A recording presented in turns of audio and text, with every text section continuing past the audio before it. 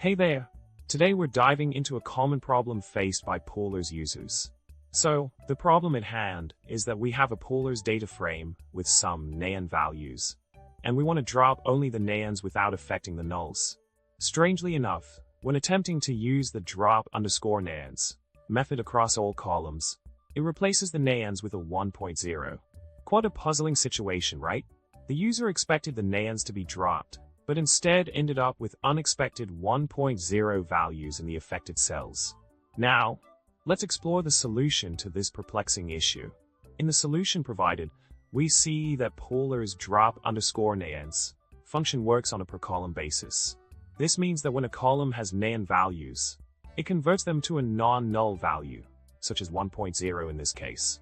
To correctly drop the NaNs across all columns without experiencing this unexpected behavior, the user should filter the data frame to include only the rows with a specific column.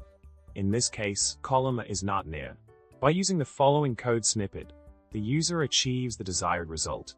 Now, going a step further for situations where there are multiple columns with floating point values, a more generic approach can be taken by filtering based on all columns containing float values that are not near.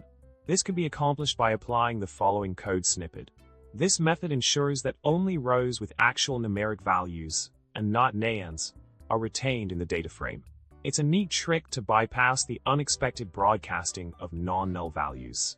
To sum it up, filtering based on specific conditions in Polars can help avoid unexpected behavior like incorrect value broadcasts. By employing the filtering methods as demonstrated, users can effectively manage NaN values in their data frames without any unwanted surprises. And remember, when working with Polars, filtering is your friend. Well, that's all for today's Polars puzzle. Remember to stay curious, like, subscribe, and drop a comment with your favorite data wrangling anecdote. Catch you in the next video.